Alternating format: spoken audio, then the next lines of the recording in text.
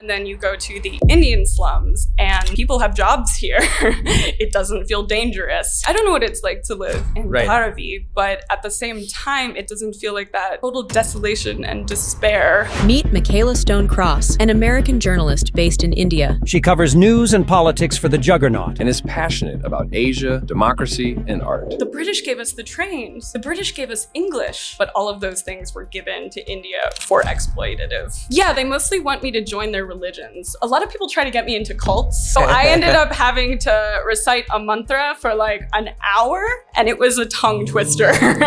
Meeting insanely famous, popular, or shady people. Some cool stories if you can think of. He's like he's on some kind of bee board, like honey board in India. And I was like, okay, sure. And I go to this man's house and explore lower realms, but you will always return to a place of safety, progress, rationality, and kind of whiteness, right? Okay. So this is the world that a lot of foreign correspondents in India live in because, of course, they live in a very affluent realm. They live in Chanakyapuri. Yeah. And they wouldn't be living in that affluent realm if they were in America, right? So they get to experience the slumming process that way instead of the slums, which is what they might experience in America. How do they do it? Like, do you pick a slum to go and visit, and do you find a friend who recommends a slum? Like, how does it happen? I know you're not a part of the expat crowd, but you have experience. But yeah, I'm kind of. You always have to be, right, as a journalist in India. There are people called stringers, right, who are basically Indian journalists who work for the white journalists, right? And kind of do their work for them. It's a very controversial subject, and it's luckily increasingly controversial in America and the West. But if you see an article and it has one white person's name and one brown person's name, like you see where the power balance. But that's not always true, right? Like, that's not always true. Sometimes you just get some facts or some ground reporting from your Indian counterpart or your South Asian counterpart. That doesn't mean that they necessarily write everything. Yeah, but these are people who don't speak the local languages, ultimately. So your entire job as a reporter is to talk to people. So who's doing that talking, you know? And a translator is not just a translator. Like, they're facilitating the entire experience, right? And they're also not directly translating everything you're hearing. So that's basically a reporting job that gets termed a stringer, Okay, interesting. And more about this slumming. Do you know people who've been to slums and have talked to you about, or have those experiences have made it to articles and press reports? Yeah, I mean, like, a good journalist will end up everywhere, right? But they'll go there in the comfort of their car with their driver most of the times, right? I mean, even I, as a traveler, many years ago, went on one of the Dharavi slum tours. Yeah. Believe it or not. Yeah. Which was actually a very interesting experience for me, and I'm very glad I did it. How's that? I live in Mumbai now, and it always is on the map. I often pass through it when I have to go get somewhere. But what was that experience like of visiting Dharavi? It was really interesting because, of course, I've been through a lot of American slums. I come from Philadelphia, which is a very poor American city that pretty much like most Americans look down upon, actually, and make jokes about. So I've experienced and I went to school on the south side of Chicago, so I've experienced lots of American slums. And then you go to the Indian slums and you're like, wow, people have jobs here.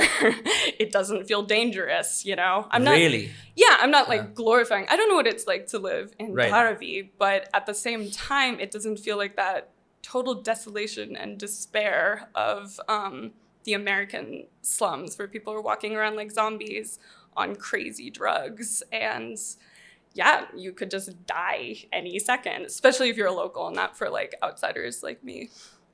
Fantastic. So for context, you have been in India for the last 4 years, 5 years. One of your Linktree bios, something else, says that you're an Indophile. I don't know what that means. Oh, I still have that written up. I stopped saying that because I was like, this sounds too much like pedophile. Like I need to, I need to get away from that. Yeah, I guess someone who just has an interest in India. When I went to school at University of Chicago, I was a major in South Asian studies. Okay. If you've even heard of this discipline. I have. Yeah. So basically for many years, I had like a series of like Indian best friends who like kind of introduced me to India as a concept. I went here when I was 15 and just kept wanting to come back and kind of imagined myself being a journalist here. But of course the journalism like industry changed so much. And also I have like problems with a lot of the ways that the West reports on India. So Okay. So you came here first time at around 15, right?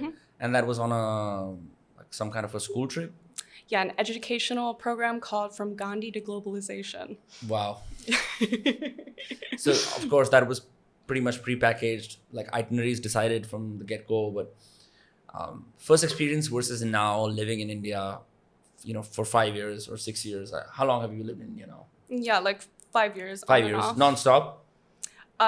No, because COVID happened, but Okay. and I also travel quite a bit. So yeah, But you would call this like your place of residence for the better part. I would call it my home. Yeah. Yeah, sweet. So what has changed from that one small trip when you're seeing India through the eyes of your tour guides, and of course it's in the context of a class, right?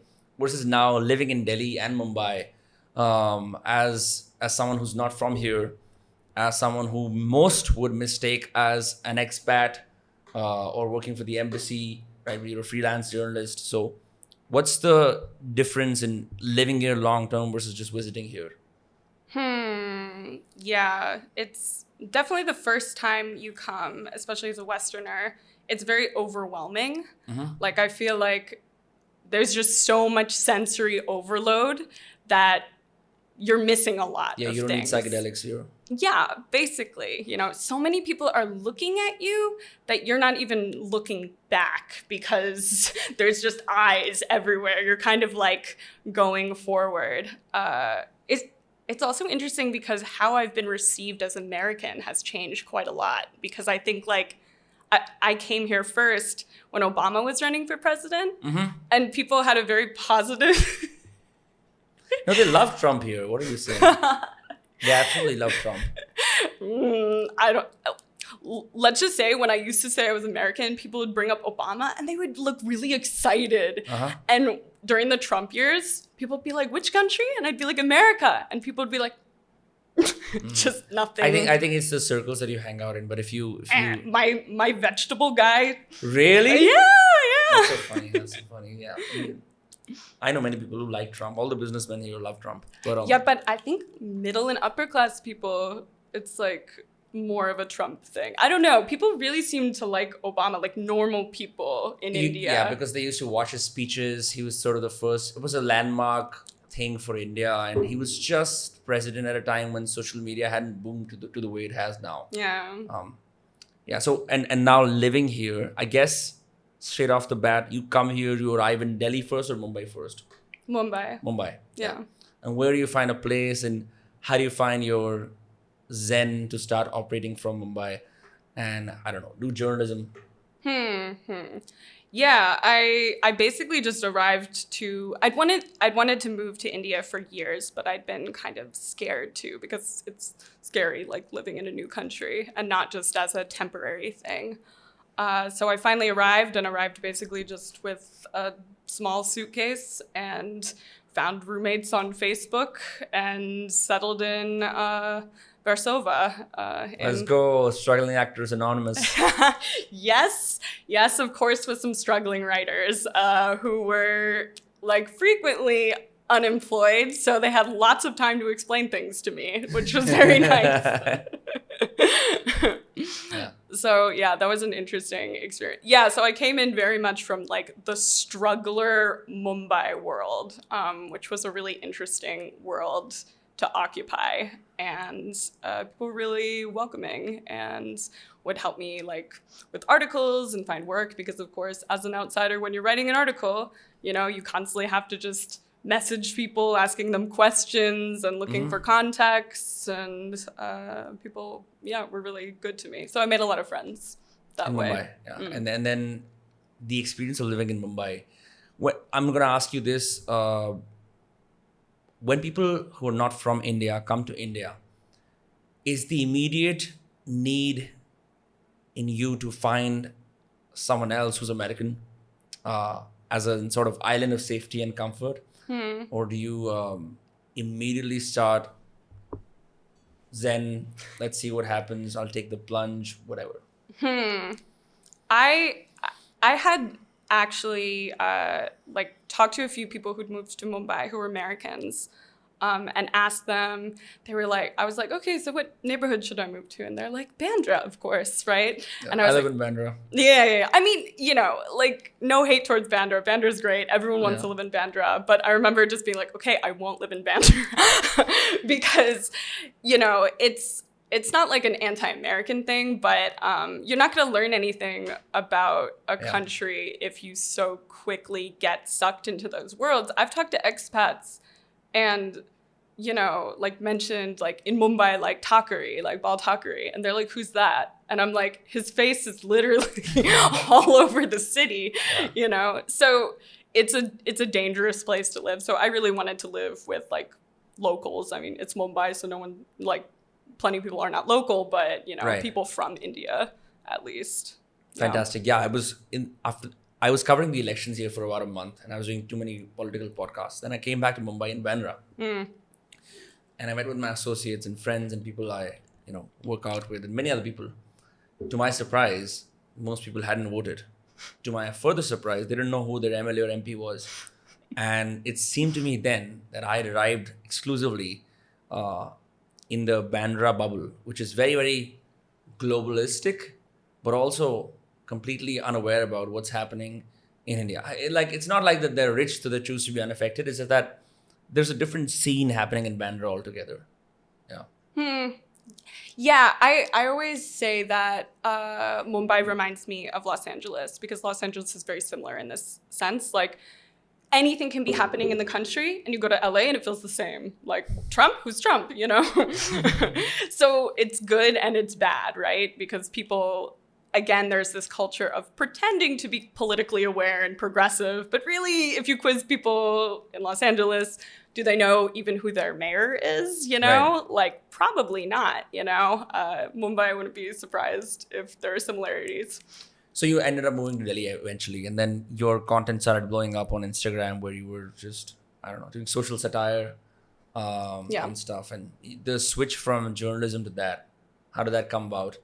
And then I'm surprised how well it was received, because you just said Chutia at the end. People were like, oh my God. Yeah, the white monkey on Instagram effect. If you want to be famous, just start saying galis on Instagram and you'll go pretty far. I basically moved to Delhi and suddenly I, the shit that I would usually be saying to my friends, suddenly my friends weren't around, so I started saying it to the internet, and then those became reels, and then I started playing with that for content creation. I basically wanted to move into content creation anyway because, it doesn't take a genius to figure out no one's reading articles anymore. So writing articles, I just felt was a weird, abstract, artistic project. And I was like, I'm not paid enough for this, so what's the point? I actually want my information or my anything to reach people, Yeah. And when you go meet, how did you go about making friends in Delhi? Because in Mumbai, like I said, it's more metropolitan. Delhi is a little bit more cliquey, a little bit more guarded off, and people take their time, putting their defenses down and being friends with you for the long term. Yeah. I mean, Delhi is not an easy place to make friends, I would say. I feel like I have a lot more acquaintances than friends in Delhi. I probably have 3 or 4 friends in Delhi, not a wildly popular person. So the friends I had, I mostly knew through Mumbai or through journalism, journalist networks. I often make friends on the internet, As a traveler, it's pretty helpful. Right, I forgot that you actually have a history of traveling across several countries that you probably can't even name, right? How many countries have you traveled to? Like 30 plus. That's insane. Yeah. You've been traveling since what age? I mean, I guess since 15, but like actively probably since like 20 as like an adult, I would say. Yeah. But before that, I'd only left the country to go to Mexico and India. Crazy. Yeah. What do you report about? All kinds of things, just anything that I have a question about. Like, for a while, I was wondering why I kept seeing Mein Kampf on people's shelves. Here? Yeah. Have you In not, India? Have you not noticed this phenomenon? No, I haven't. I mean, there's no Mein Kampf on your Thank shelf. God. But I would That's why love to I read it, checked. though. Yeah. Yeah, I don't think anyone's reading it because Mein Kampf is not a page turner unless you're like an Austrian from the 1930s. It's probably not that And they're hiding fascinating. in Patagonia. Yeah, maybe you're looking what went wrong. Yeah, so there. But you were finding Mein Kampf books in Delhi. Yeah, well, actually, I started noticing this in Mumbai that there were like the first person I stayed with in Mumbai, I actually couch surfed with, and she had a copy. She had like no books, but she had a copy of Mein Kampf. And I was like, why do you have Mein Kampf? Why is that your only book in the house? And she's like, well, Hitler was born on my birthday, so I wanted to read about him. And then I was meeting people named Adolf, you know.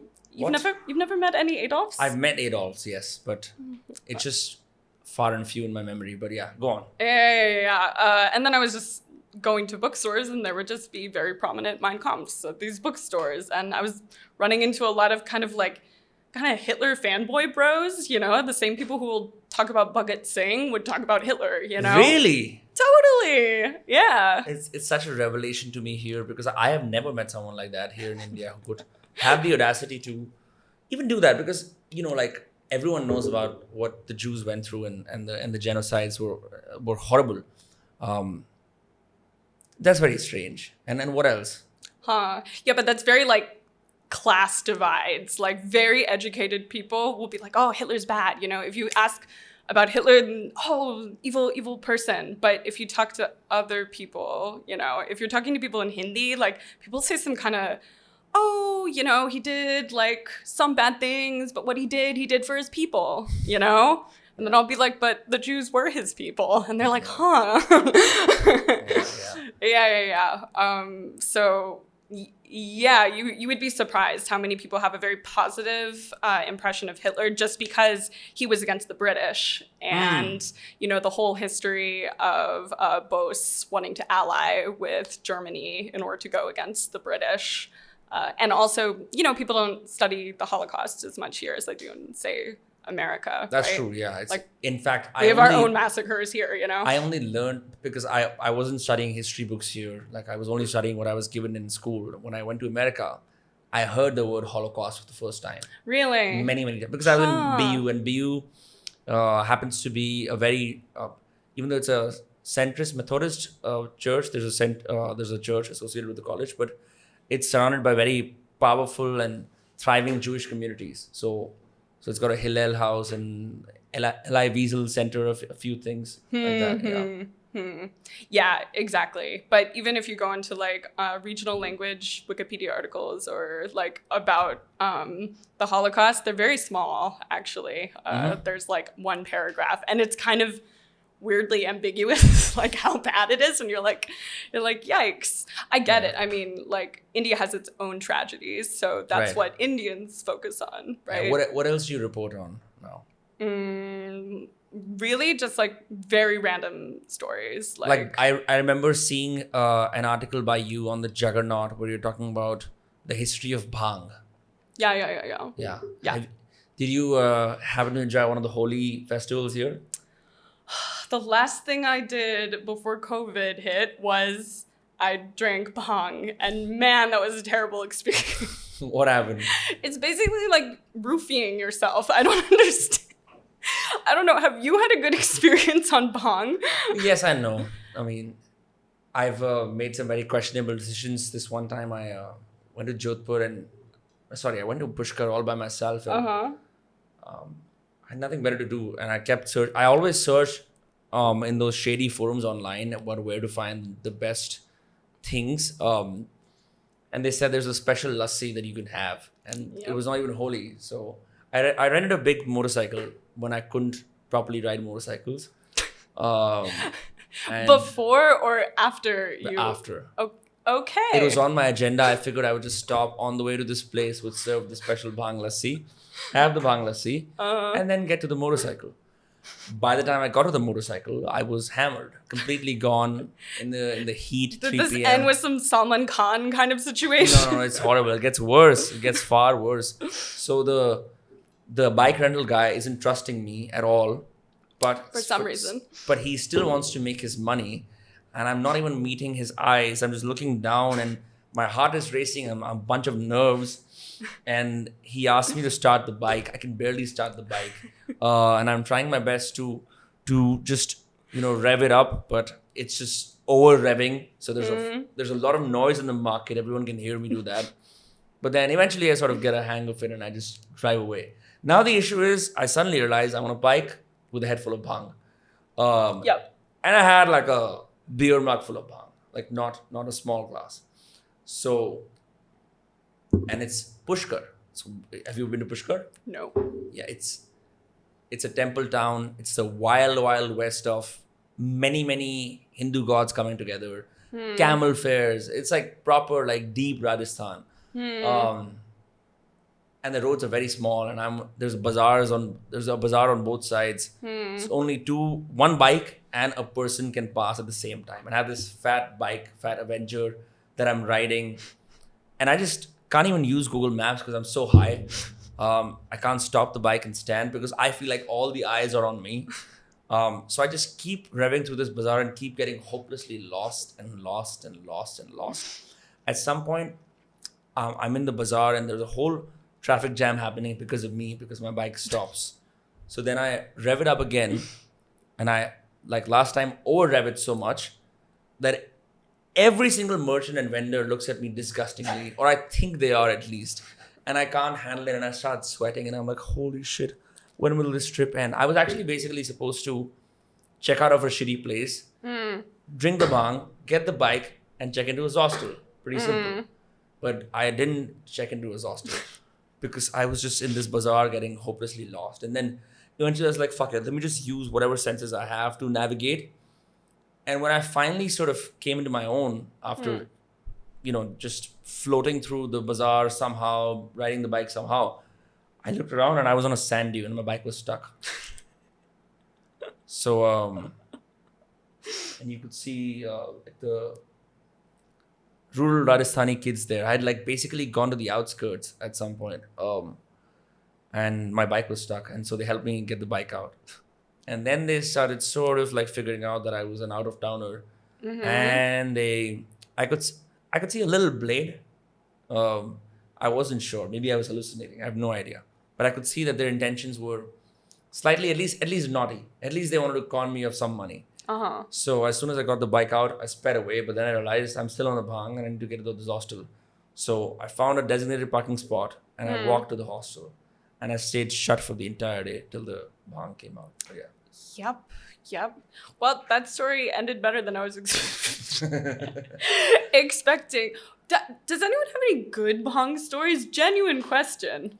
I think it has to be when you're in a safe space with many friends. I think that's when nothing goes. What was your bhang story? I mean, it wasn't much of a story. I basically took bhang, then felt horrible, and like couldn't even go home by myself. Like I had a friend, I was like, I'm sorry, can I sleep in your bed tonight? I'm so scared. And he's like, yeah, it's fine. It's fine.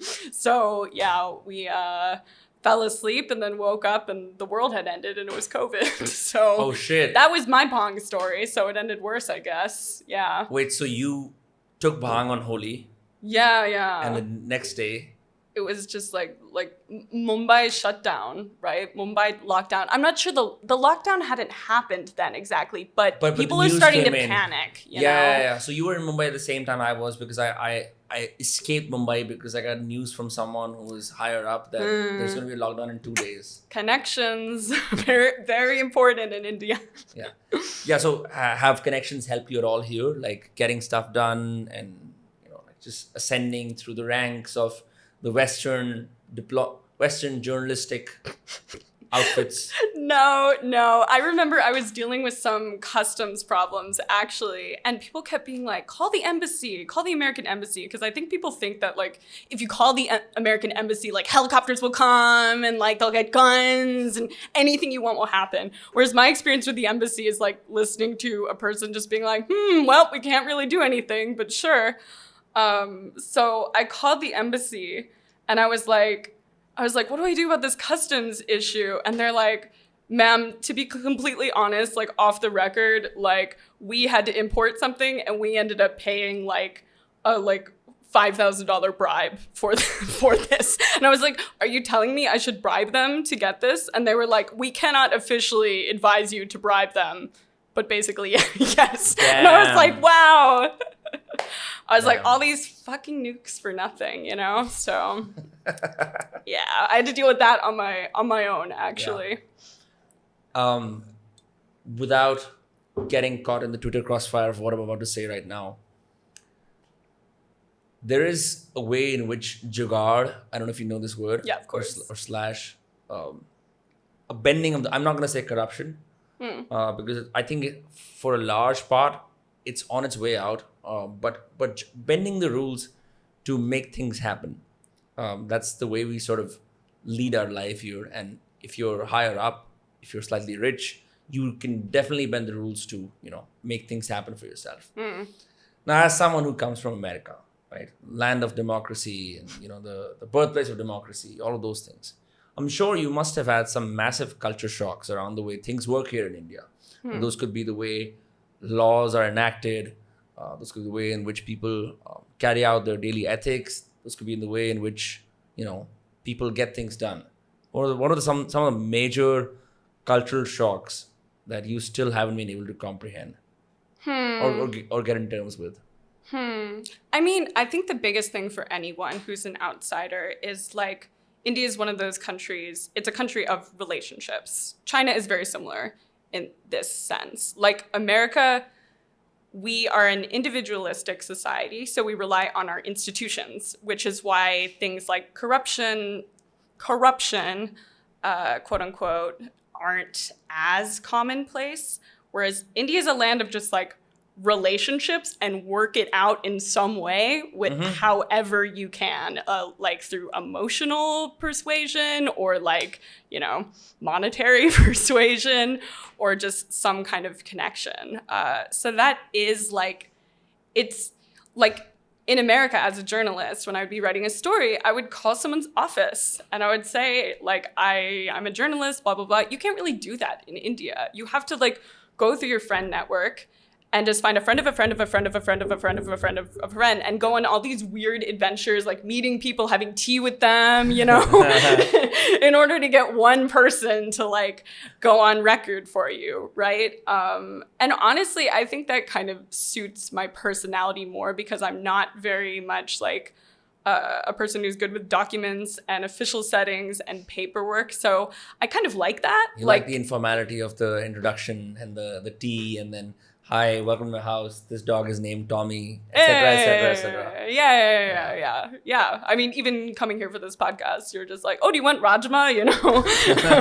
Like, in America, no one's offering you their mom's Rajma, unless they're Indian, of course.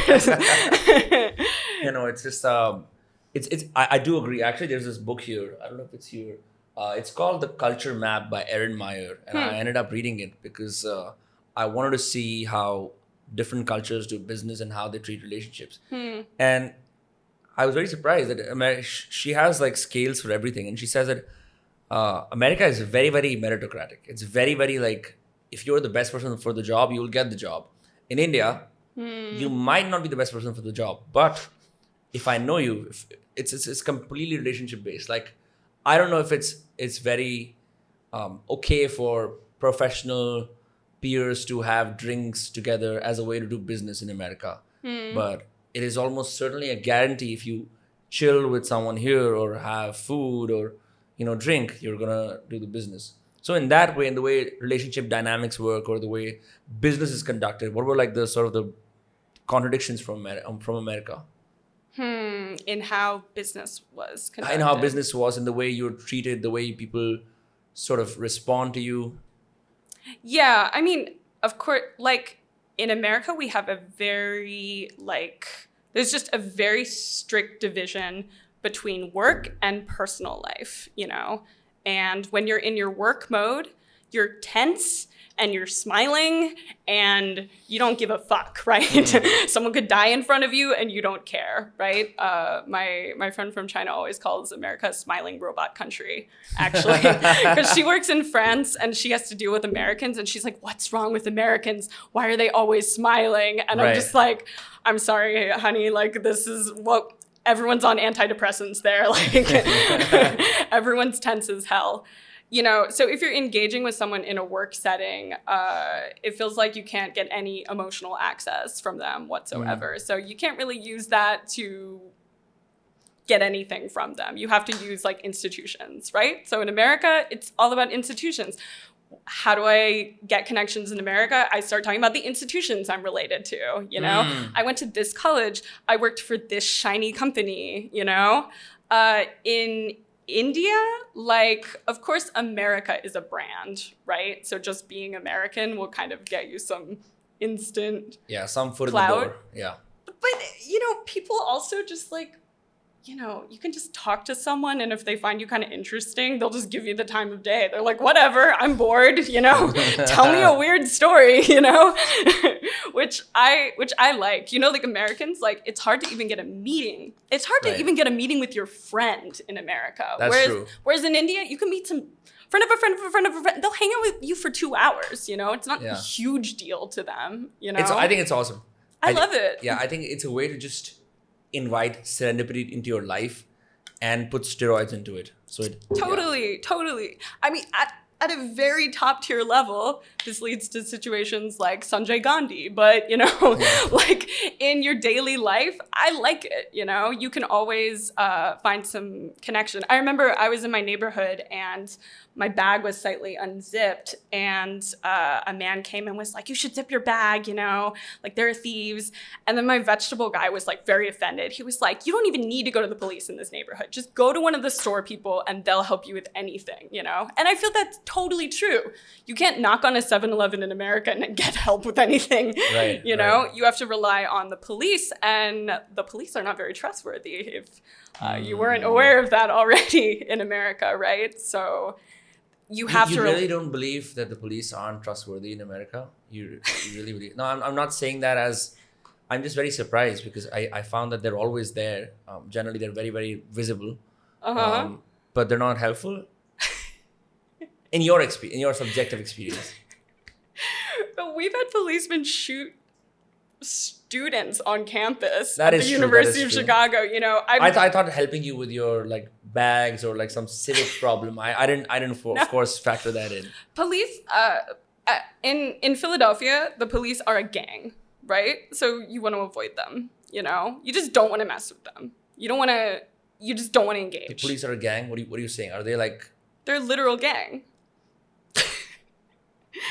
What do you mean? They're a clique of guys with guns and they're mad and you don't want to piss them off, So if you see a cop, you just try to get through the situation. You tell whatever lie you need to tell. You suck up to them however much you have to. And you get out of there because, I think this gets lost in the news about America that we hear a lot about the police brutality against minorities, right? Uh-huh. But the police shoot everyone. They even shoot white people. Yeah. The police are scary. I actually saw a cop shoot a white guy in front of my very eyes in Philadelphia, you know? He dropped dead? He wasn't dead. I don't think it was a fatal wound, but I didn't stick around long enough to find out. That's insane. Yeah. My dad is a criminal lawyer, actually. A criminal lawyer, not a criminal. Yeah, I really was. I was surprised for a second. I was like, okay. It was a long pause. So, like, the police in Philadelphia will literally rob convenience stores. Yeah. Even now? Not so much now because we have some order has come to the city through sort of progressive Is politicians. that why you call Philadelphia the Bihar of America? Yep. Every story I hear about Bihar, I'm like, could it happen in Philadelphia? Yeah. Yeah. That's quite crazy. I'm so surprised that this. I mean, I know the south side of Chicago is pretty rough. I've heard about it. I've seen it in shows. I know Al Capone made his bones there, but to think of Philadelphia, I just think of it as a state that has some football and some cheesesteaks. Yeah. And a lot of guns. And Yeah. yeah. So, what was your experience like dealing with the Indian bureaucracy, getting documents, getting permits? I have successfully avoided it as much as possible. Yeah. I feel like going past immigration is the most I have to deal with. And the way I deal with that is sucking up to them and pretending not to understand Hindi. Right now, there's a big discourse online where a lot of Indian political commentators are fighting back against how the West reports against India, right? There was a John Oliver report which was talking about the elections, which was many people said it was in bad taste, but I think generally India and America, at least American journalists, don't always report positively on India, and I'm sure they have their reasons, but I've never been able to figure out why. But now there's a pushback against that, and I'm not sure if you're in the wave of people pushing back against it. But why do you think this has historically been the case, where American media needs to show India as a place that constantly needs help, or is an emerging power but has too many problems, so they would be better off on not getting certain like Security Council, like some major institutional seats that will help them get more global power and get more things done? Yeah. I think a lot of people misunderstand journalists in America because they think there's some kind of conspiracy or direct order given to them to report only bad things about India. But basically, no one needs to tell you any of these things because it's just true that Americans look down on India.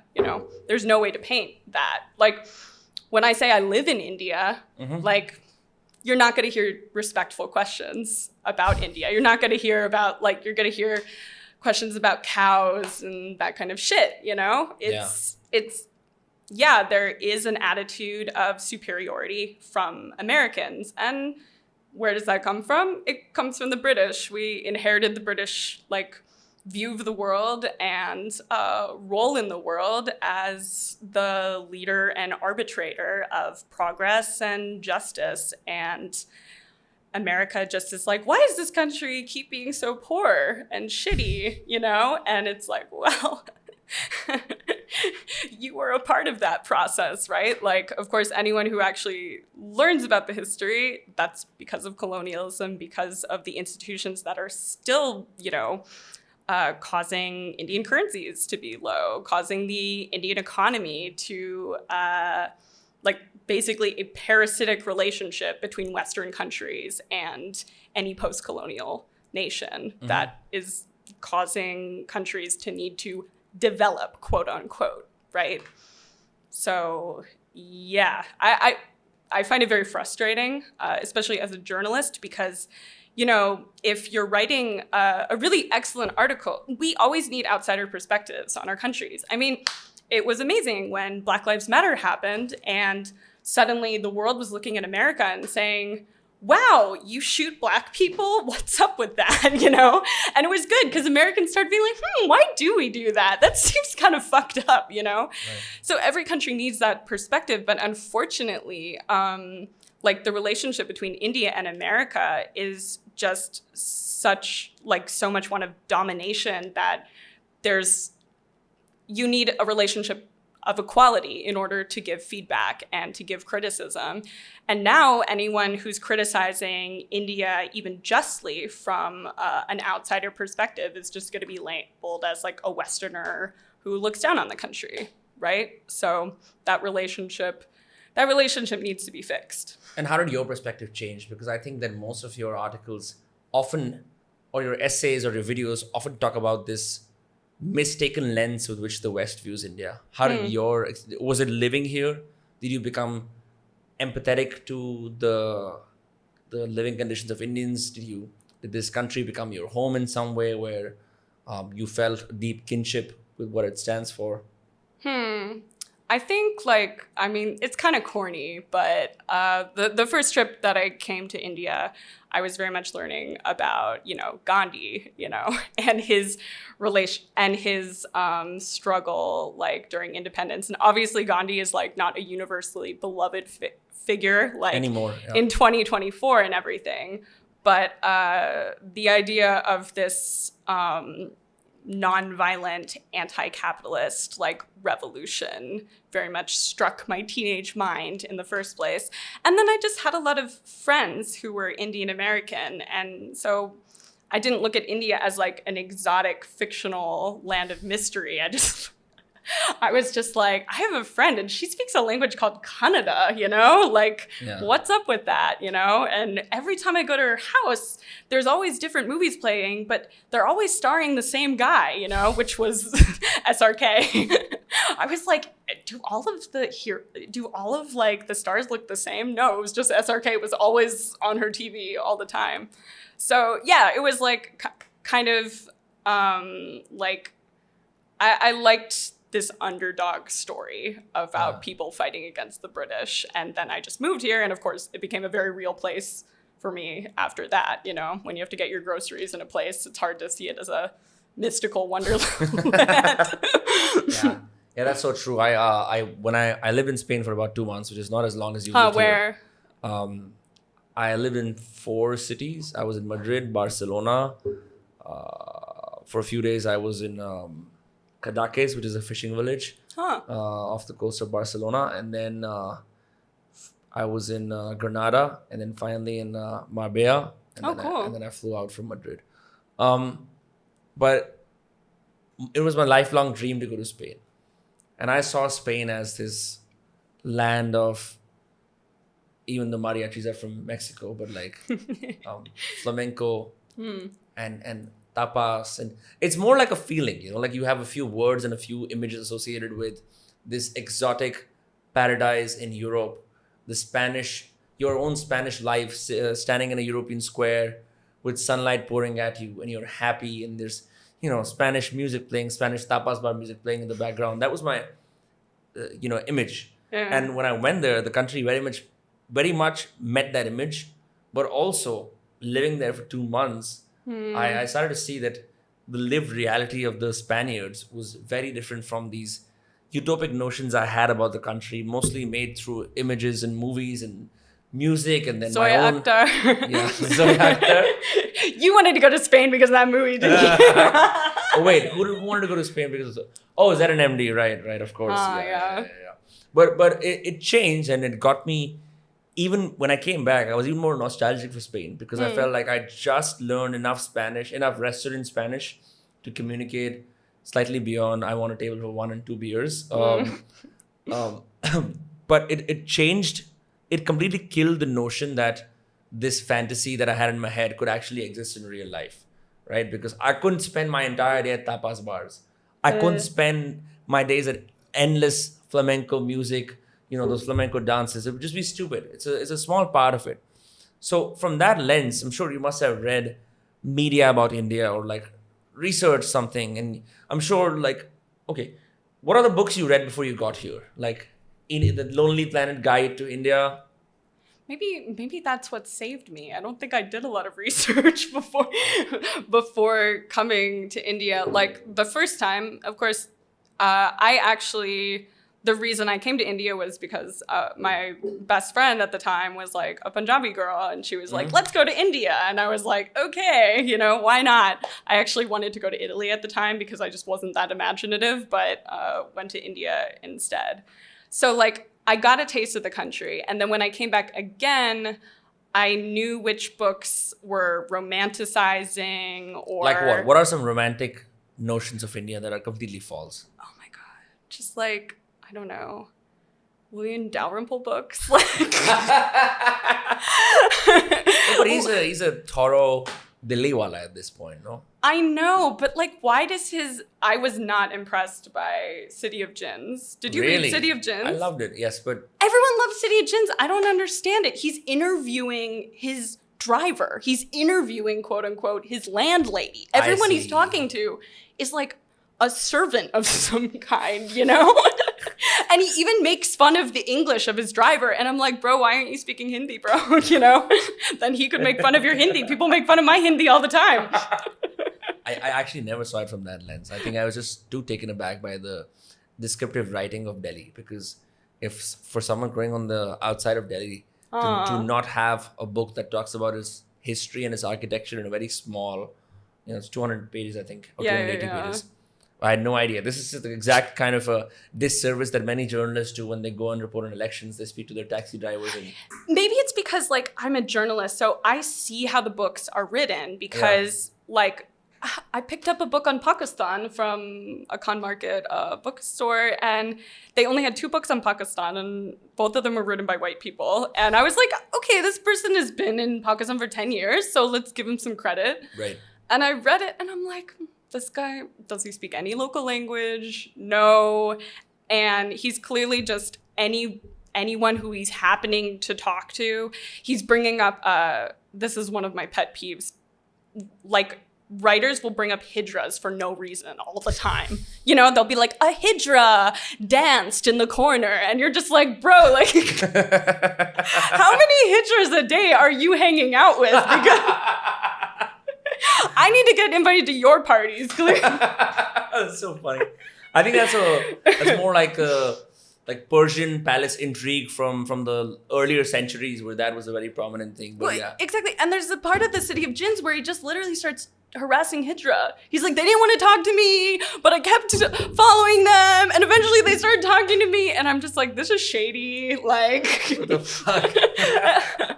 I'm like, why is this guy so interested? They always want to interview the sex workers. That's another thing. All these writers, they'll always go for sex workers and gangsters a lot of the time, Sometimes in a good way. Like, I love Maximum City. I think that's a great book. What is that book? What is that Oh, about? have you never read it? No. I would highly recommend it. It's by Suketa Mehta. It's a Indian American Gujarati guy going to Mumbai for a couple years, and he just documents his experience. And he's a great writer, so even though he does like every cliched thing, like talks to gangsters, talks to Hijra, talks to sex workers, he does it so well that it really captures the city, especially in the 90s, that like 90s gang war, So yeah, he does a great job with that. But many writers do a terrible job. I think it's really hard because you can only shed a few biases at a point. And at some point you just have to say fuck it and be a work in progress and just deliver what you can, because I'm sure it's very hard to actually write a book about a country you're visiting or staying in for 10 years while not knowing the local language. So you're just going to have to base it on assumptions and whatever is like recent or available to you. Like, if I dare to write, like I remember I used to write long journal entries about America, living in Boston, but I could not factor in the American freedom movement at all, despite the fact that I was surrounded by it. Like I was in Boston. Plymouth wasn't that far away. I could only speak about my experience in Indian and then what America represents. There's that whole debate about then what do you do? Do you cease to write about a country you're a visitor in? Because I think a visitor's experience is still remarkable and it should not be dismissed.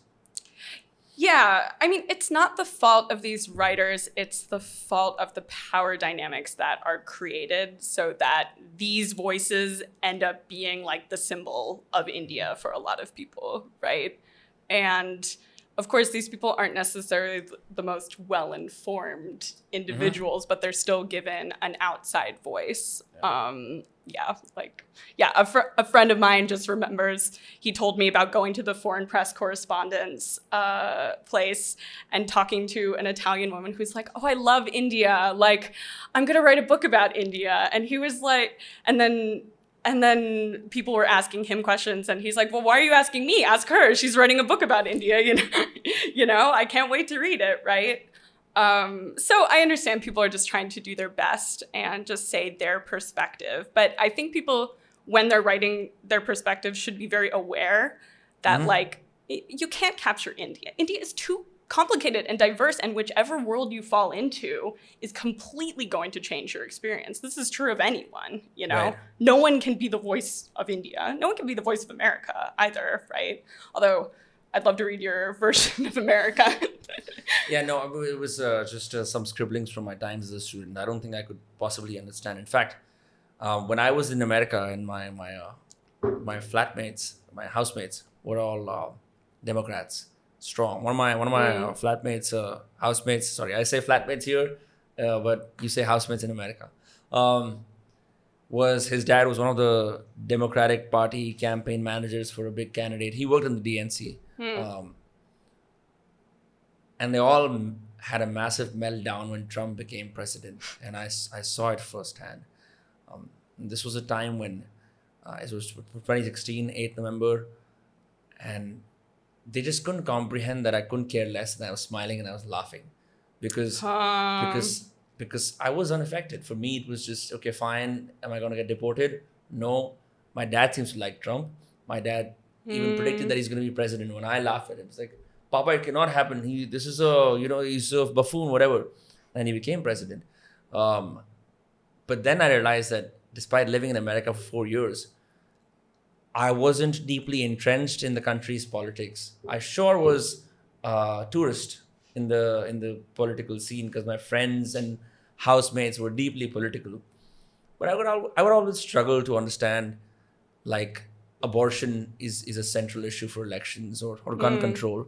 Like, every country has those, right? And then I would see my housemates have very impassioned, long discussions. And I wasn't even so aware about India to offer a global perspective. So I would just shut up. But they would be really upset that why would I not care about America going to ruin because Trump became president? Like, some of them, like, didn't sleep very well those nights, that week.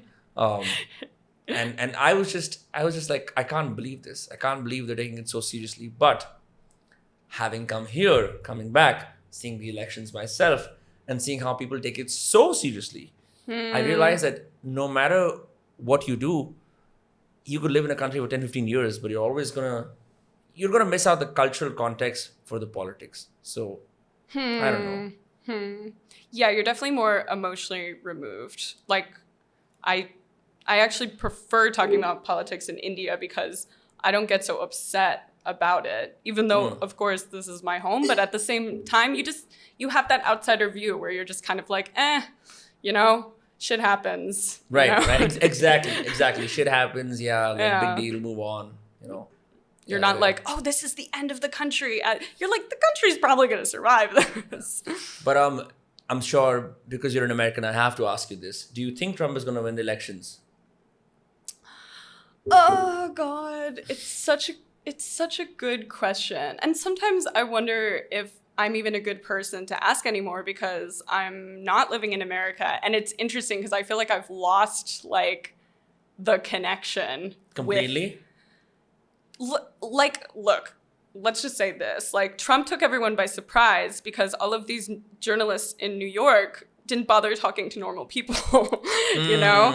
And I also, like, thought Trump would win. Once he was given the nomination, I was like, he's going to win because I'm out here. Like, I'd actually gone on a hitchhiking trip recently throughout the entire country, and I was talking to people, and I was like, yeah, you know, people are not going to take Hillary. Like, no one likes her, you know? Like, if it goes to her, it'll be a hair's breadth, right? Right. And, of course, it went to Trump. So, you know, like, Now, when I visit America, I visit my family, you know, and that's a very limited circle, and we're all like anti-Trump people, you know, so I don't really get to talk to normal people. When you talk to a normal person on the streets of like Philadelphia, like, you know, the journalists would say, oh my God, like Trump's so racist, blah, blah, blah. Black voters aren't going to vote for him and everything. And not a lot of black voters did. But I remember talking to like working class black people in Philly, and they were just like, oh yeah, like, I don't know, I'm trying to decide if I should vote for Trump. Like, I read his book, you know, I also own a small business. Exactly. Yeah, and there were like people I was talking to who were pro-Bernie, like black voters who were just like, I love Bernie, okay, I'll vote for Hillary, but I'm like mostly a Bernie person, you know? And lots of white working class people who were pro-Bernie and then voted for Trump, right? That's insane. The switch. Yeah. Yeah. Yeah, I think Trump also represents I wouldn't say the American dream because it's a big generalization, but he represents what business and capitalism and working hard and having a strong mindset and having a big ego and just torpedoing your way through life and your competition can do. That's a very winsome, you know, aggressive attitude that lots of business owners and, you know, first generation, second generation immigrants who want to get rich can get behind. I think he represents that. Yeah. It's like manifesting for like mediocre American men, you know? Oh my God. They're like, I could do anything, you know? Yeah, no, but because I remember we have many Trump books at our house. We did not know that he was going to run for office. This is from like my dad bought his You had books. many Trump books at how many Trump? There's like 4 or 5. We've got about 3. We've got about 4. But these are from 2006 or 7 or 8 or 2010. I forget which year. Way before his elections. And they're all business books. They're all about like how he was in the horrible situations and then he rose up and it's a very like businessman / self-help / how to be like Trump books. One chapter is called Have an Ego, which is fantastic. It's a great chapter. Yeah. I never read the books, but I read the article written by the ghostwriter who wrote one of them, who was like, what have I done? And you're like, bro, you should have thought about it. Yeah. You seem to speak a lot about power dynamics. Is that something that comes from your politics or that comes from seeing the world through an Indian lens now? Seeing the world through an Indian lens, for sure. It's crazy. I feel like a broken record. Like, my friends make fun of me, you know? Even if, like, I buy something in India and it breaks, I'm like, this is because of the deindustrialization that started in the 1600s. And they're like, Michaela, chill out. But I'm like, but it's true. So I feel like like, it really blows your mind going from a place like America to India and learning really how much colonialism has shaped the world right now, like how those forces are still extremely alive, and acting like it doesn't exist is crazy. It's completely insane. So let's talk about some examples, because as someone living in India, I sure can see some manifestations of colonialism, but it's not in my purview. It's not something I focus on, right? Like it's not something that I have my crosshairs pointed at. I can sure see some old buildings in Connaught Place and say the British built these. I can talk about the railways, I can talk about our schooling system, but it's not something that's front and center of my imagination. But as someone who deeply studies this, what are some of the effects of colonialism that you see now?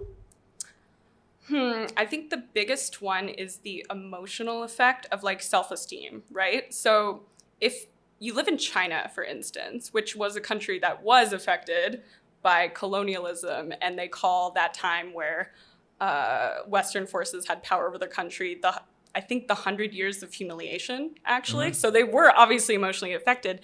But at the end of the day, Chinese people just have this feeling like our culture is the shit, you know? Like, we're an ancient civilization and our culture is like, it's even too much. Like, Chinese people will have a superiority complex.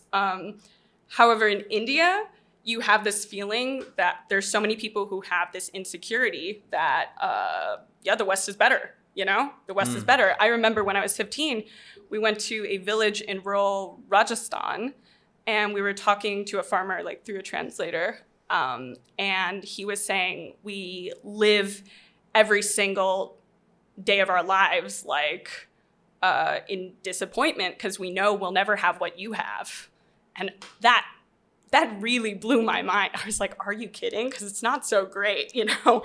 Like, we're not we're not doing so well. No, so but that's more of an ideological thing, because quality of life in America is, of course, a lot better in the sense that, you're provided for in ways that the government doesn't provide for here in the country. Totally.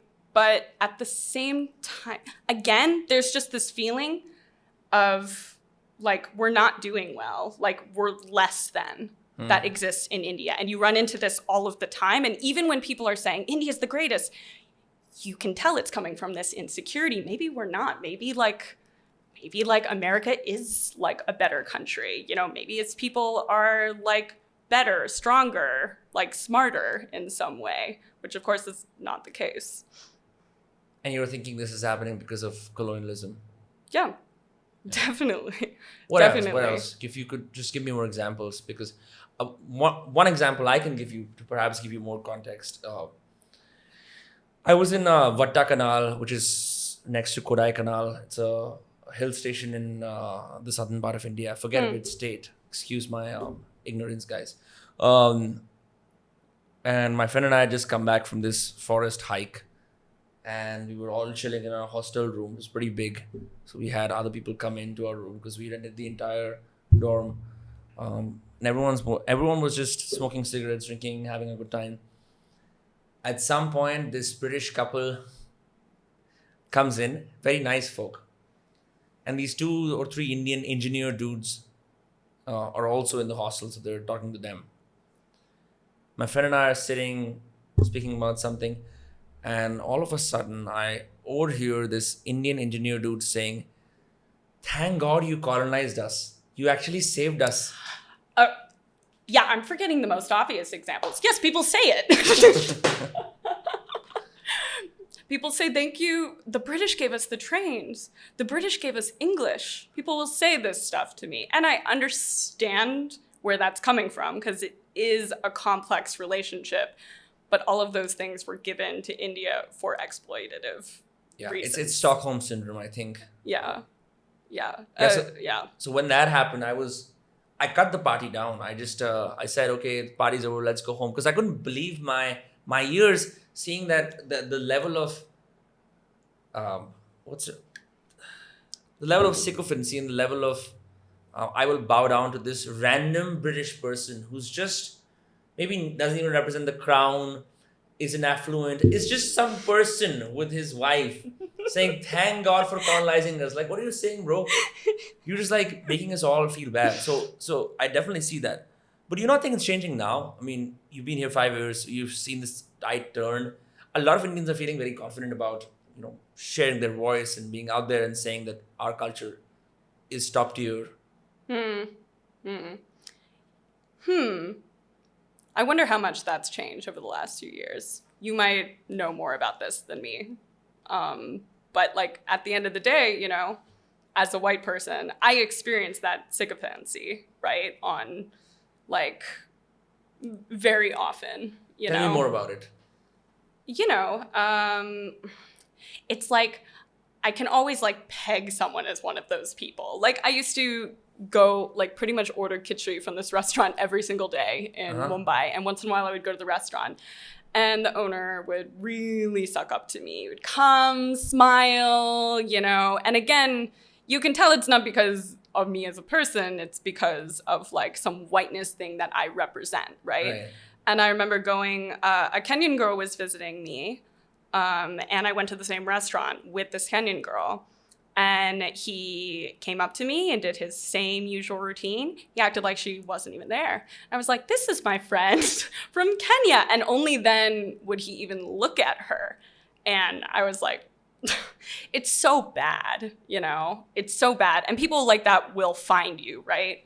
So you do experience a lot of that sycophancy. And it's hard to know what to do with yourself in those situations. I was going to ask you how do you deal with it, because you would idly take advantage, right? You would want to be like, okay, well, I'm getting favors because it's so strange. We're in a world now where even though we're very globalized, this is something that I've seen across the board in India. And many white people have tried to make some kind of a sense out of this. They're like, maybe they're curious. They've never seen a white person before. So that's why they look at you like that. But I think it goes beyond that. I generally think there is a we have a fair skin bias in our country. We have recently stopped using fairness creams and ads and whatnot. But the fact that if you are white or even like fair, not only do you just do better in India, you just do better socioeconomically, right? Because people are always nicer to you. You could just be some bum from America, but it doesn't matter. Like Israelis have a stronghold in Himachal Pradesh, the same way the Russians have it in Goa, and it's just that there's a deep desire to please, and for me, maybe that is the last embers of colonialism, probably. Yeah. It's very uncomfortable because, again, I love being in India and I don't like the sycophancy, you know? Sometimes it gets me really interesting opportunities, you Such know? as? Like followers on Instagram, probably. It always helps to stick out, right? On Right. some level. You get to talk to interesting people, you know? Something might start out as, oh, you're just a little different. So you get a minute more of someone's time and you get to learn something you wouldn't learn, you know? I mean, I'm a writer. Like, I have to hustle for jobs, for all kinds of opportunities. So I'll take anything I can get, just in the same way that if you had a connected relative, you'd fucking call them, you know? For sure. Yeah. So, you know, I have to use what I can get because I can't take this off, right? I am white, you know? Right. What am I supposed to do? You just have to try to use that responsibly, I guess. Okay, what's the template? Because I'm sure you've received this so many times. What's the template response to people looking at you strangely now? My response? Yes, your response. Looking at them strangely, looking at me strangely. Looking at you strangely or with inquisitiveness or with curiosity. At this point, it's not like the look, it's like which kind of look is it, you know? Because everyone's looking no matter what. And like some of those looks aren't bad, right? Okay. By the way, if you go to a village, people don't really give a shit about white people. They won't suck up to you. Yeah. It's aspiring people who suck up to you, Very actually. interesting. Yeah. It's of course like rich people won't really suck up to you. Obviously, they're like, who are you? Where did you go to school? Okay, whatever, you know? Like poor people don't give a shit either. In my neighborhood, it's like, I don't know what you would call it, but it's not an English-speaking neighborhood. And Right. people are interested in me because I'm different, but they're not sucking up to me, really, Yeah. you know? They don't care as such. Yeah, they mostly want me to join their religions. A lot of people try to get me into cults Yeah. here. Talk to me more about that. That's so interesting. Yes, this has been a big thing in Delhi, maybe because I walk around alone quite a lot here, but people have tried to get me into like so many cults. The ISKCON has gone for me because my vegetable guy is an ISKCON guy. So I ended up having to recite a mantra for like an hour and it was a tongue twister. So yeah, that happened. There was a Buddhist sect that tried to, and I'm always tricked into these things. It's not like they're like, would you like to join my cult? I'm always like showing up and then they're like, want to recite some mantras? And I'm like, fuck. The Baptists went after me. Yeah, the Northeastern Baptist crowd. I was invited to a couple of those things. Yeah, what else? Yeah. I think various like yoga, like new agey things. I've steered clear of all of them so far. So my spiritual journey Has ceased. has not yet. You were a religions major, so maybe you Yeah. can save my soul. I don't know. I don't think I can save anyone's soul. Actually, comparative religion doesn't actually make you more religious per se. It just allows you to. You're like analyzing it. Yeah, you're analyzing it, but I think it's very hard to be an atheist in a religion class because you're just gonna exhaust yourself. It runs through 4 years and many, many semesters. And I think by that point, if you're still a religion major, you can study it all you want. You're gonna have some kind of I think the closest thing atheists can come to God is awe, the feeling of being awestruck. So I've had many friends who were atheists or agnostics. By the end of the religion classes, they were at least found a spiritual practice, or they came at peace with themselves. Even the ones who were just sort of on the fence about attending the classes. But yeah, I don't know. The cult is funny because I recently started getting ads for the Scientology church. It's here in Delhi now. What? Yeah, they're gonna have stiff competition. There's a lot of cults here. You know. Yeah. I think they're very well funded. So I'm not sure. I want to see which rich Mehrauli auntie first joins the Church of Scientology without getting context as to what Scientology is in America. Yeah. It's definitely gonna happen. Yeah. I mean, like, honestly, like, one of the Baptist church I was brought to, this guy had clearly rebranded manifesting. It was really interesting. He wrote an entire book in Hindi, and I'm like, oh, this is the manifesting, like, thing. And he was just saying this in Hindi as a Christian Baptist thing, and saying, like, you can get money from Jesus if you manifest, basically. So there's a lot of weird, interesting, like, Western cults are now melding with Indian cults. So we're probably going to see a lot of weird things. Let's see if Mormons come to India. I think that's very, very far away. I don't think we have a strong Christian stronghold here yet. I think the biggest Christian preacher we have in the country is this guy called Prophet Bajinder, who's Haven't heard operating of in him. Punjab. Oh, he's really funny. He's super funny because he's one of those guys who pretty sure has been co-opted by some other church outside, and he's been chosen as the scapegoat to do the hard preachy work. And he operates in Punjab. And what they've done is they've actually translated all the Christian. They say hallelujah the way you say hallelujah, but they say the Hindi name for Jesus, and they say it in Hindi and Punjabi, which I guess is more enduring to people who want to like shift over. But the funny thing is, he does these, what do you call it in Christianity, where you do some kind of savior work, where you have people like recover from. He performs miracles. That's what he does. That's always a crowd pleaser. Yeah.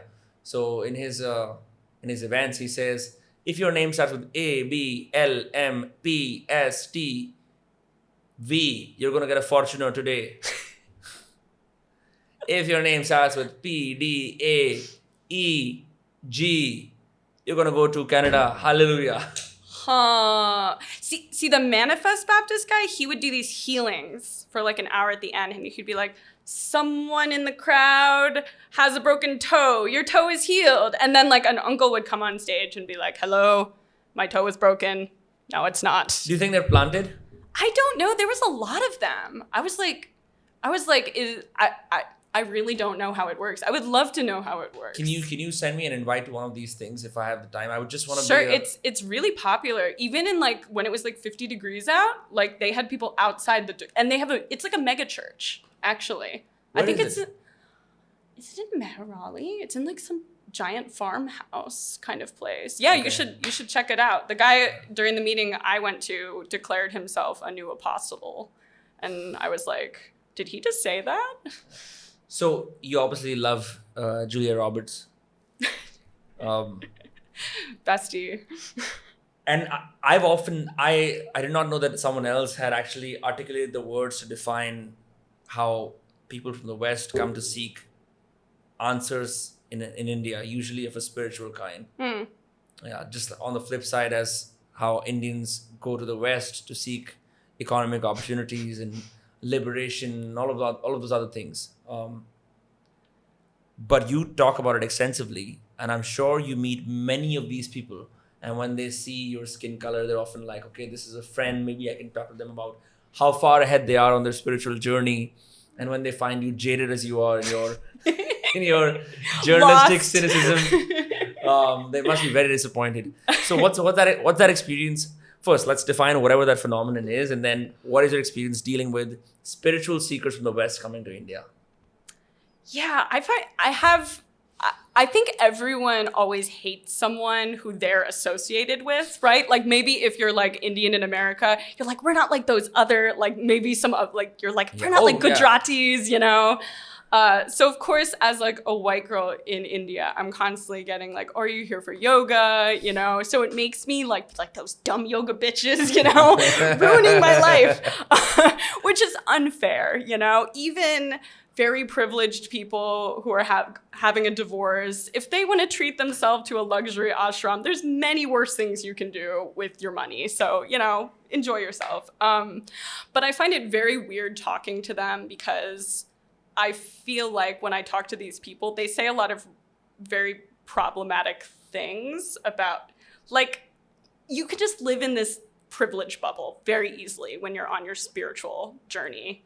to India. And like spiritual journeys are supposed to be hard. You're supposed to end up in a cave, you know, meditating and doing tapas and stuff. But you can exist completely in a privilege bubble, and you can really just not see the country you're experiencing and just live in your own hallucination. So when I talk to these people, it's like they don't know anything about the country. And again, I was talking about the problem of some people being like an expert on India. There's no such thing, but I don't think they know anything. Like they come here, they get a boyfriend very easily, and An Indian boyfriend usually. of course, Yeah. right? Yeah, they get an Indian boyfriend really easily.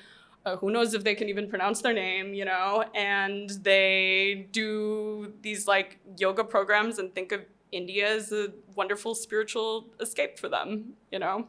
And then you're like, but this is, you know, this is a country that is undergoing changes. It's not an abstract, changeless, like religious escape for you. You know, the entire reason you can exist in this world is, again, broken record, colonialism. So yeah. I find it very weird, and like I just kind of distance myself because I feel too judgy around them, and I don't like judging people. You know, again. Isn't that your job as a journalist? I think it's the opposite. I think it's my job to understand people, not to judge people. So what does right? it take to really understand people when you're not from here? And what biases have you had to shed about? Because you've worked in America. I think you worked. I read your LinkedIn, but I'm not. Vice. Yes, Vice and yeah. many others. I've forgotten the amount of time you spent in America as a journalist. But then when you got here, I'm sure that you must have had journalistic training that you had to unlearn to really deal with reporting on India and talking about India. Well, I worked for Vice, so I don't think I had a lot of journalistic training. Great. Now I can't say journalist in the podcast description. I'm just gonna say No. a rising Instagram influencer with less than 20K followers on Instagram is someone I interviewed on this podcast today. Hey, 26. Thank you very much. Oh, you've got 26K? You can just call me a bum from America. I'm fine with that description. But like, I guess biases that I had to unlearn. You know, you really like, again, you have to see if you're coming to a country as like a new person and you don't enter like an immigrant community of like Americans or something, you basically have to be stupid every single day of your life, you know? Yeah. You just have to be dumb. You're so much dumber than everyone else You in have a to situation. suck and be okay with that. You have to suck so hard, you know? And I'm just constantly struggling for basic things. So at the end of the day, you're just having to look at everyone as a superior in knowledge to you, which as an arrogant human being was a difficult transition for me. And you just have to perpetually live in that state, you know? It's not like when you're a student, you live in that state, and then you Right. usually go back to the real world, and then you consider yourself an expert, and you feel like you knew things. I'm never going to feel that way in this country. I'm always going to feel stupid. I'm always going to feel like everyone knows more about what's going on than I do. So yeah, that's been the biggest one for me. And I think that is the start to enlightenment, like many would say, because you know it's very hard for the ego to just feel like you're not going to take yourself seriously then, and which is good because it'll allow you to actually see the world for what it is, as opposed to impose your own notions, right? Just randomly asking at this point now, what are some crazy, batshit crazy stories that you've been a part of ever since you moved here? Ending up in places you had no idea about, meeting insanely famous, popular, or shady people, like some cool stories if you can think of. Oh my God. There's so many. Where to begin? Oh my God. Let me try to think of the ones I can actually say on air, you know? Because definitely meeting shady politicians in Delhi is its own experience. And just like the... Without saying names. Yeah. So a friend of mine had to get some kind of bureaucratic status. And she was like, can you go visit I've been asked by this politician to visit his house, but I'm scared to go alone, you know, because she was like, I feel, and this man was actually a distant relative of hers, but she still felt like he was trying to hit on her, you know? And I was like, what does this guy do? And she says, something to do with bees. And I was like, what? And she was like, yes, he's on some kind of bee board, like a honey board in India. And I was like, okay, sure. And I go to this man's house and it was so shady. Like, he had an apartment and it was just like, you kept like, if you would go into the washroom, there would just be like women's purses in there, you know? This is clearly just where he meets his mistresses, you know? Oh shit. Shit. And at one point, my friend was like, he was like, make some food for me. So she's in his kitchen and she spills something on a bag and she opens the bag and there's just like lakhs of rupees in this bag. There's just like buckets of cash in his kitchen, you know? And we're just like sitting there and he's like making moves on her. But luckily he was distracted by me because she brought a white girl, which is actually a very good safety maneuver. Because if you bring a white girl into a shady situation, they're still kind of scared of you. So they're probably not going to pull anything. But they'll be, American Embassy, please. yeah, exactly. They think the American Embassy will actually do anything, but it won't. Don't tell anyone. And he just kept making all of these bee puns the entire time that he was hitting on me. Like he was like, I'm busy as a bee. And I was like...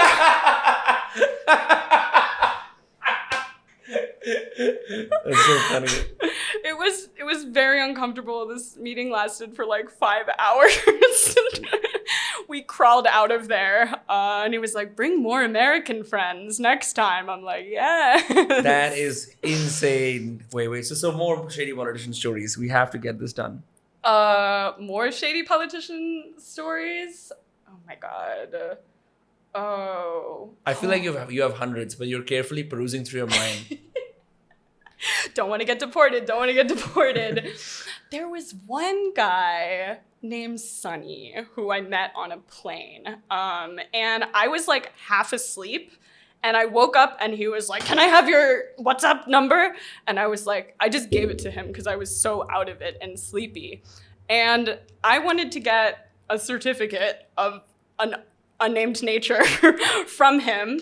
So I was like, why don't I just hang out with him, you know? And I'll bring my friend, you know? Maybe we can kind of like butter him up, so maybe he'll help me. Because he's like, yeah, I have lots of ties in this party. So I'm like, okay, maybe he can help. So we like go out to a club and then we're like dancing. He brings us to a club. We're dancing with this guy. And then we're dancing with these girls. And then my friend is like, yo, I think these girls are sex workers, actually. And I was like, really? And she's like, yes, I think they're sex workers. And then they were inviting us to like a different party. And we're like, maybe we were very drunk. So we were like, let's go to their party. That sounds more fun. And then then I was like, what about Sonny? And my friend was like, yo, fuck Sonny. And I was like, okay. So we tell Sonny, we're like, we're going to go off with these people. And he like realized they were sex workers, I guess. So then he thought we were sex workers and that we were joining the sex work like group. So then he tried to negotiate with the men. He's like, can I trade my girls for your girls, you know? And they were like, no, we're just taking all of them, you know? And then we went off to this random hotel with sex workers. And you would have thought that would be very shady, but then they ended up just giving us dal makhni, and that was it. And the sex workers fell asleep, and the men just like read our palms. What?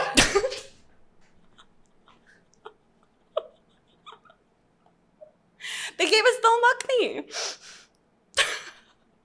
That's insane. These are my wild, crazy days. I wouldn't do this in Delhi. Not anymore? No, I don't think so. Okay. So you've got the politicians and the shady people covered. Now just clubbing or nightlife stories from Delhi or Bombay. See, this is far more fascinating than journalism. Yeah, I will don't say. ask me about colonialism. Fuck that. I only went clubbing in Delhi once because it was enough. So basically, I went to one expat party because I'm like, let me see it. And of course, it's at, I can't remember which fancy hotel, but one of the fancy hotels. In Chanakyapuri. It's the one with the mural, the really famous painting in the lobby on the ceiling. The It's really Oberoi? beautiful. Yeah, I think so. Or the Leela. I think Well, the Or the Ashoka. I don't No. know. Anyway. It was fancy, and I didn't even know what kind of event it was. So I showed up in an auto, which was a hilarious experience in of itself. And it's like a red carpet event. And I go there, and of course it's full of like the same people that you would imagine, like lots of like kind of random white people, like shady white guy, the shady white guys who just like move to different countries and like get local girlfriends like for their entire lives, like lots of those guys.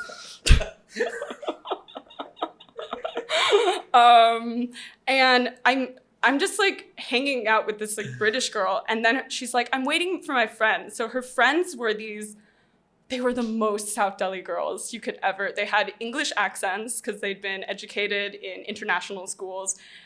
Sure. On their Instagram, you just see a million different photos of them in various infinity pools around the world. Infinity pool in Dubai, infinity pool in Singapore, blah, blah, blah. And we like get drinks, and they're like, this party's dead. Let's go somewhere fun, So we go to a club, and they get their bhais to come, and they're these Punjabi guys, right? And they're spending like they go, of course they have a driver with a sports car, and the girl like in the car is like, I want to marry a prince. Do you know a prince? And her friend is like, I know the cousin of the king of Bhutan. And she's like, is he cute? And she's like, yeah, he's really cute. And she's like, yeah, I'll hook you up with him. So then we go to this club, and they're just spending. I didn't buy anything. Oh, shit. No, that's fine. This is okay. I didn't buy anything. Is it okay? I didn't buy anything that night, like the American bum I am. And then one of the girls like says like she's been groped at the club while dancing. Shit. Yeah. And one of her bhais comes and just starts beating the shit out of these people, just beating. And then we get thrown out of the club, and everyone's crying. Yeah. We get thrown out of the club, everyone's crying, and they're just like, oh no, I'm so upset because when my parents find out, they're gonna shut down this club, They don't want it, they won't stand for this, And then they drove me back to my place, and they're like, is this where you live, babes? Is this where you live? And I'm like, yes, this is where I live, because I live in kind of a gully, and they were like horrified by this. And that was my entire night clubbing in Delhi. And I feel like that was enough for me. I don't know. I never went again. Wow. My night usually ends at the expat parties. It doesn't start there. How? How do you like the expat parties? Look, I don't know any fucking ambassadors. I just know some press secretaries here and there who, and I have friends who host these in the first place. So I get invited. But it's very strange because I'm just hanging out with other people that I know. Actually, it depends on, like, I think the German embassy hosts the best parties, hands down. Because they do these insane nights called Club Knocked, which is a techno night where even the ambassador starts to dance and whatnot. It's super fun and never gets photographed. Always hides when that happens. But it's fun. It's just it's the best you can get from Delhi's nightlife. Basically, it's this very funny interview from 12 years ago at Suhail Said's birthday party, and this Zoom TV reporter, back when Zoom TV was a big like entertainment channel, and she's interviewing all the people of Delhi at this party, talking about their nightlife experiences, how they go out. And she asked this old actor like, "What's happening tonight?" She says, he's like, "Darling, nothing is happening." She's like, "What do you think about Delhi's nightlife?" And he says, "Delhi's nightlife is a last ditch attempt hoping something happens." And the way you laugh at that is because I'm sure you've experienced that. Because you can search on Google. There's many things happening, but what's lit and upcoming is so hard to find. Yeah. Then it has to be through friends who know a great place. So in Delhi, any private event is a success. You've arrived, right? Yeah. So I like private events, but I don't know what to do with them. I don't know what I'm doing there. I'm just there. Yeah, I'm kind of confused about how people have fun in Delhi. Maybe I just don't know how to do it, but I feel like unless you want to go to Gurgaon and snort a bunch of coke in a bathroom,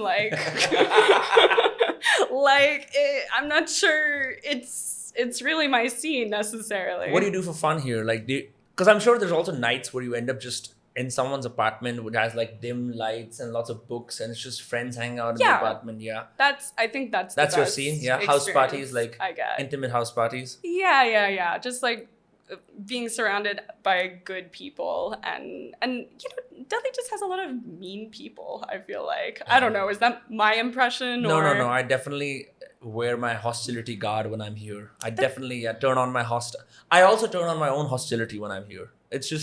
It's innate. I've learned it. In Bombay, I am not like that. In fact, the hostility residue scares people in Bombay because I'm so used to just, saying the loudest, most aggressive thing to get things done, and to be on guard because I know that someone else could make a personal incursion into my privacy, on my boundaries. So I must be prepared to defend myself. It's just very weird. Yeah. And the classism is pretty Oh yeah, tell me more about that. You have made many reels about that.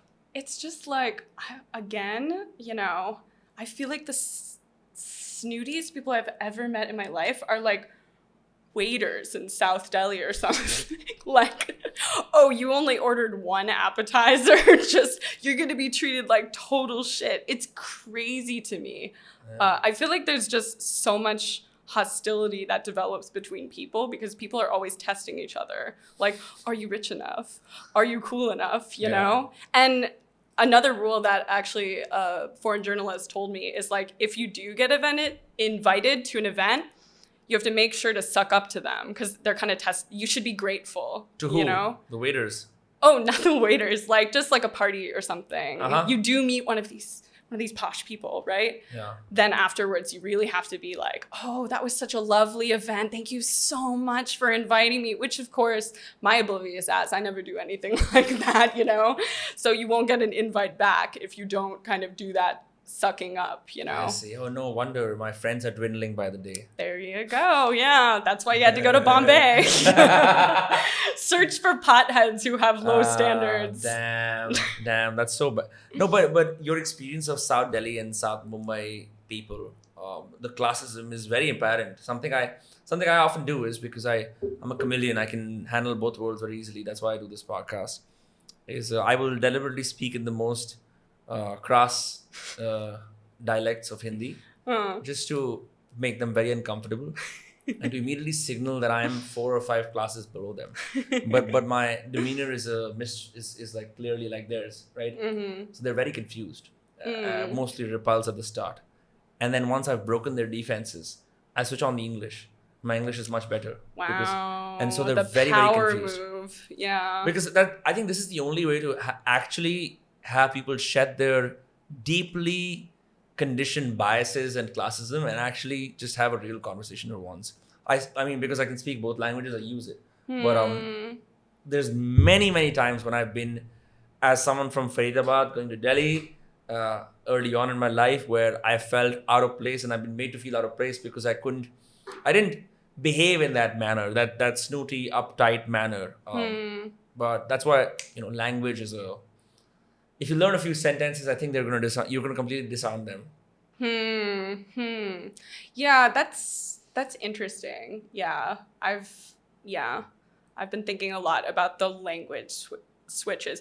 Recently, I've been surveying my friends, and I don't know if this is like what you've heard or experienced in your life, but people have been telling me people only will talk dirty in English in bed.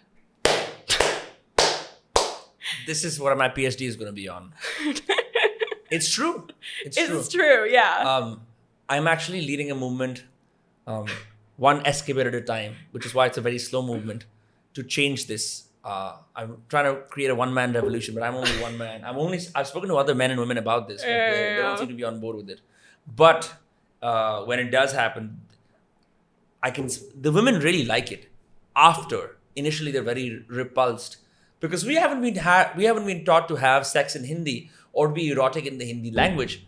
It's a language that is, I don't know what. It's a language where maybe these things are more gestural. Maybe like you don't explicitly mention the word sex or.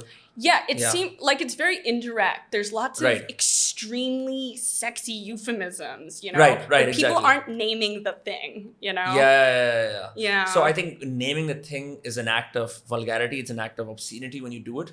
That's why initially people are repulsed. Many women have called me a truck driver at the start. by In like a sexy way No, or in a not sexy way? it started as a non-sexy, but at the end, and then they were at the end they're it's like, a sexy truck driver. truck But it's so driver. funny, like that. It represents their deeply classist fantasies to meet the other side, and I'm sort of the conduit for that. You're fantasy. the Zomato delivery boy. yeah. No. So what do the people say to you about the sex in Hindi versus English? Did they say they have a problem with that? Did they say they were on board They're with just it? saying it's like too disgusting. And I'm like, but people are saying these words all the time on Yeah. the streets, but they're not saying them in the bedroom, the one place it's appropriate. And also as it's kind of weird because English in India to me is so formal, you Yeah. know, because Yeah. people do learn it in school and they learn this very like anglicized, like British English. Yeah, they're going to use words you've never heard in American English ever. Therefore, henceforth. Yeah. I mean, American vocabulary is like this, but I know, you know. yeah. So it's kind of funny when the English enters the bedroom because the formal language follows there. So I'm like, this isn't the sexiest thing in the world, you know. Maybe you should get back to your roots, guys. You know, Yeah. get back to the heartland. You know. I agree. Listen, like if people are watching this, I'm 100% on board with this. Happy to train you in this. It just requires some experience. But for me, it's such a kick, by the way, because it's so rare to do this. That if you just not only in just like in the bedroom, I think anywhere where language or your own language or your native language doesn't have a place is precisely the place to speak it. Where I generally think about this from a gatekeeping standpoint. Like as soon as you enter an elite establishment in one of the metropolitan cities in Mumbai and Delhi, you're talking about snooty waiters. The biggest imposers of the English language in India are actually the waiters. Because you see that the establishment is very, very fancy. And they will actually say, sir, how may I help you? No, I understand it's hospitality training. You know, they've been taught to use English as a status symbol and as a way to sort of like, I don't know, separate the gentry. But I wouldn't expect, unless like you're in a Spanish dominated or Latin American dominated place in America, like California or Southern California, I wouldn't expect the waiters or the servers to speak any other language except for English. But it's so weird how here in India, the upscale establishments always insist on English. Yes, and as a Hindi learner, it is so frustrating trying to speak Hindi in this country when people just want to push it towards English no matter what, you know? Right. Like you're always finding difficulty, especially, you know, among like middle class circles and everything. And I think that's sad. I mean, like as like a Hindi learner, I really love Hindi, you know? I think it's a beautiful language. I think it should be preserved, and English wipes out a lot of culture, you know? So you're losing culture when you lose that. You know, people can't even decide like what Hindi is. People like you know, like the Mumbai Hindi, like people lose out on so many words and so many nuances. Right. And I don't know. I think it's important. I don't have questions. I'm just very intrigued about your nightlife experiences because I think that represents, like you see so much more, no? I mean, you can do your work in the day and then we all have our labels. I'm a podcaster, you're a journalist. I generally think the Indian night is the most fascinating because it's absolute chaos. It isn't a linear thing where you go from one place to the other. Many, many chaotic things happen. So from crazy stories what are the weirdest places you've ended up in when you had no idea how the night would start?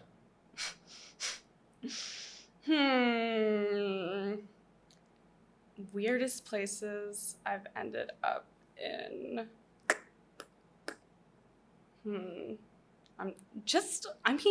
Weird apartments with weird people, generally. And again, this is mostly in Mumbai where I kind of let loose more. Delhi, it's so much more scary, right? You know, so I think I don't let loose nearly as much in Delhi, but yeah, I'm not sure I have a great answer to that. Okay, that's fine. But like, I just wanted to extract out some stories for you that we could use for the trailer. Hence why I had to just get some. Fuck, so my other ones didn't work. No. In all sincerity, I think it's the wild things that happen to you that really make for, I guess, amazing stories to tell friends at a party. So like from that standpoint, there's so many people in India. Even me as someone who's lived here most of his life, every single day I meet a character.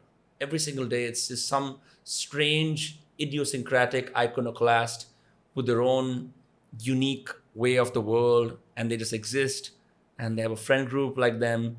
And it's just strange seeing all these protagonists, because everyone's a protagonist here. So from that standpoint, strangest people you've met or weirdest places you've been to? Strangest people I've met. Maybe Bhanu, the former cleaner of my house in Mumbai. Maybe he was one of the strangest people I've ever met. This man, he basically looked exactly like, who's the actor from Gangs of Wasseypur, like the dusky guy who smokes a lot of weed? Nawazuddin Siddiqui. He looked exactly like that guy, I swear. And he also stole my underwear and my dirty underwear. And my roommate didn't fire him. Because she was like, it's so hard finding good maids. That's so funny. Bhanu, yeah, entrepreneur. Well, you think he sold the dirty underwear? 100%. Bhanu, yes. Another person might have done it for their own personal curiosity, but that man sold it. I'm 100% sure. Oh, wow. That's so. I mean, that's fucked up, but super super funny at the same time to just see someone telling the story, and the fact that it actually happened makes me want to like question the other side, which is the expats. I'm sure they also have very interesting, strange lives that you witness, because they live in a basically diplomatic community. They can do whatever the fuck they want here in Delhi. Expat stories. I don't know. I feel like they're mostly sad. I met one Russian girl who was just like, had moved into a guy's place because he told her he would clear her chakras and by having sex with her. And she was just having sex with him in order to clear her chakras. That's so funny. 100% she told me this with a straight face. And I was like, oh, honey. Oh, no. Damn, man. So sad, yeah. How do you have fun in Delhi? Do you go out? Do you go to museums, galleries, like do cool stuff? Stay indoors? I'm a fucking nerd. The way I have fun in Delhi is I like explore random neighborhoods in the city and random like tombs and monuments and things like that. I'm not really much of a clubber. I'm not I'm not snorting coke in the Gurgaon bathrooms. not yet. So those are my nightlives. That's my nightlife. What's the most interesting neighborhood you've been to that because I know you hate William Dalrymple, but he actually led a pretty interesting tour of Mehrauli, where he sort of does a historical background. Yeah. The most interesting neighborhood? definitely things I can't talk about. Things I probably can't talk about. Yeah. You can call it you can tell the neighborhood, and which will be a I can't even talk about why I was in that neighborhood necessarily. Yeah. No. Yeah. wow. Yeah. Yeah. Can we at least know if it's South Delhi, North Delhi, Northeast Delhi. Northeast Delhi? Okay. Yeah. Yeah. Majnu ka Tila? I'm not gonna say. Okay. Very interesting. So, what's your plans here in India? Do you plan to stay here forever? Do some more journalistic stuff. Like, what do you want to do here? I plan to stay a little more time in Delhi and then go back to Mumbai and keep doing writing content, like various film industry stuff. Does it pay very well here? Does it pay very well? Yeah. No. No. No. Are you a rich American in India? No. You're a poor American here? I'm telling you, I'm one of the bums. Are you white trash? I'm totally white trash. My new bio. But doesn't the term white trash apply to people generally from the American South and not so much from? My family's from the American South, Let's go. actually. Yeah. So, trash to the core. But are people surprised by the fact that you're not? I'm sorry if this offends you. You're not as affluent as they want foreigners to be? Yeah, I feel like my life in India is constantly disappointing people, Like, one, I've never eaten meat, actually, because I was raised vegetarian. So Really? Of course, yeah. So, of course, middle-class people are like, tell me about all the burgers you've been eating. And I'm like, I'm sorry to disappoint you, I haven't even eaten a single burger in my life. Never ate beef, Yeah, no meat whatsoever. Yeah, again, I'm from Philadelphia, which is the poorest major city in America, actually. So again, I think people sometimes are thinking like, oh, isn't this such a contrast for you? They'll say a neighborhood is shady. And I'm like, sweetie, this neighborhood isn't shady. This neighborhood isn't shady at all. Like, I've seen shady, Not saying I grew up in the hood or anything, but yeah. Yeah.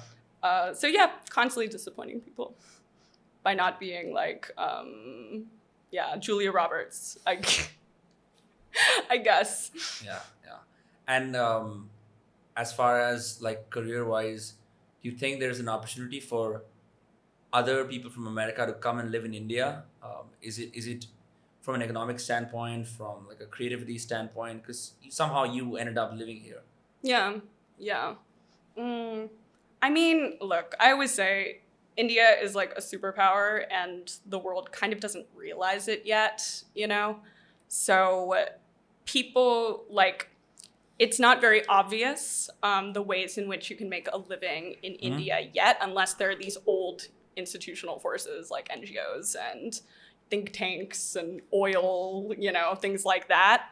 But those jobs are going to exist because we need more and more, in my opinion, we need more and more translators between the West and India. And of course, that's rising, right? You have an entire middle class of English speaking people who are doing that work, right?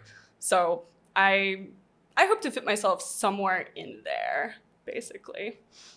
Awesome. And your experience of dealing or being friends with Indian journalists, because that certainly informs your political beliefs and helps you understand the political situation of the country beyond the neighborhoods that you visit. And I'm sure you've been here for the recent election. So from that standpoint, what does it tell you about India? Because I'm sure even when you were growing up, if you ever saw news about India, you probably saw it through the lens of whatever major political news channels operate in America, but you probably never saw it from an Indian lens.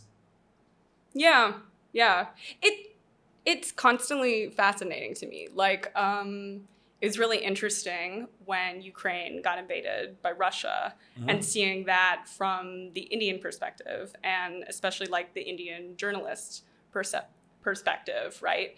Because from the American perspective, this was just, reawaking memories of the USSR and worrying about our European allies, And of course, India is well, actually, Russia was helping us out when you guys we're building up the Pakistani military. So, you know, this is not as black and white a situation Right. for us.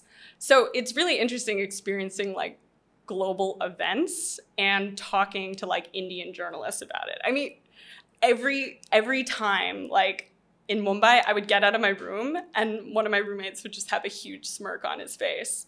And I'd be like, what happened? What did Trump do? And he'd be like, Trump did the funniest thing. I mean, people found the coup funny, like January 6th, right? Yeah. Because it was this moment of humiliation for America, and people kind of were enjoying getting a bit of their own back, you know? And of course, that was a very painful thing for me as an American. So it was interesting seeing that and being like, well, I've read a million of these articles that are depicting, you know, like other countries and saying political instability. And now I'm getting to experience the reverse when it's happening to me, you know? Yeah. Pretty awesome. I will say, when I saw your reels pop up, I wasn't sure what to make of it. I thought, are they just trying to get views by giving galis? But you've actually changed my mind. Not that I came up with assumptions. I'm just saying that it was very interesting. Let me just rephrase all of that. It was very interesting to see someone speak about their life in India as a Westerner in a way that's funny and light, as opposed to serious, heavy, journalistic. I don't know. Like sometimes I think all statements about India, generally given by people who are living here, are very, very grandiose and full of like verbosity and all kinds of things that just waste your time. But I think your reels have cut through the core and at least got some South Delhi and South Mumbai followers who like being poked fun at. So awesome stuff. Yeah, and where can people follow your work? Rose Chasm on Instagram and on YouTube. Awesome. Where you also make video essays on whatever is affecting your mind at that hour. Yes, I also sometimes manage to make video essays. Let's go. Cool. This is my podcast with Michaela Stone Cross. Michaela Stone. She got my name right the first time. Michaela Stone Cross, also known as Rose Chasm, on Instagram and YouTube. And you can follow her work. And if you see her in Delhi,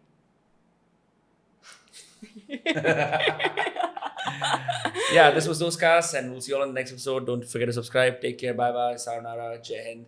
Do you have any words you want to say? Nope, I think you did it well. Cheers.